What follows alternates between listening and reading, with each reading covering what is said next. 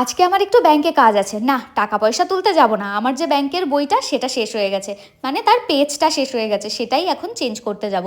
আর আমি আর মামা আজকে যাচ্ছিলাম ব্যাংকে। আজকে শুভ বাড়ি ছিল না, বাড়িতেই বাইকটা রাখা ছিল, তাই মামা বললো মামাই আমাকে নিয়ে যাবে। আর আমরা চলে এসেছিলাম আমাদের গোলবাজারে এসবিআইতে।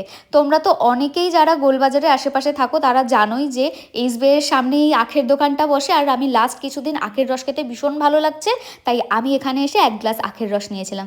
বাট আমার এই আখের রসটা খুব একটা ভালো লাগেনি, জানো তো। এই আখগুলো একদমই মিষ্টি ছিল না, একদম ফিকা ফিকা ছিল। বাট তাও টাকা দিয়ে কিনেছি তো খেতে তো হবেই, তাই একটু খেয়ে নিলাম। এই যে আখের রস, তোমরা কারা কারা খেতে পছন্দ করো অবশ্যই কমেন্ট সেকশনে জানিও। বাড়ি আসার পথে মা বলেছিল একটু বাদাম নিতে, কারণ আমরা ঘুরতে যাব, একটু চিড়ে ভাজা নিয়ে যাব, তার মধ্যে বাদাম দেবে, তাই একটু বাদামও কিনে নিয়ে বাজার দিয়ে এবার যাচ্ছি বাড়ির দিকে। আর এই যে এদিকে যে মাঠটা দেখছো, এটা কিন্তু তাঁতকলের মাঠ। তোমরা কারা কারা চেনো অবশ্যই জানিও। বাড়ি এসে তোমাদের জন্য একটা গোল্ড জুয়েলারির একটা শ্যুট করছিলাম, যেটা তোমরা আমার ইউটিউবে দেখতে পাবে। একটা 5 স্টার নিয়ে স্নান করার পর বসেছিলাম। আর এই দেখো জার্সি, এটা দেখে এত লোভ লাগছিল, বাট ওকে তো খুব একটা বেশি চকলেট দেওয়া হয় না। বাট আমরা খাচ্ছিলাম, বেচারা তাকিয়ে থাকছিল, তাই ওকে একটু চকলেট দিয়েছিলাম। সন্ধ্যেবেলা আমার আসলে একটা মিন্ত্রা থেকে পার্সেল, খুব তাড়াতাড়ি লং ব্লগে এটা দেখতে পাবে। বাই।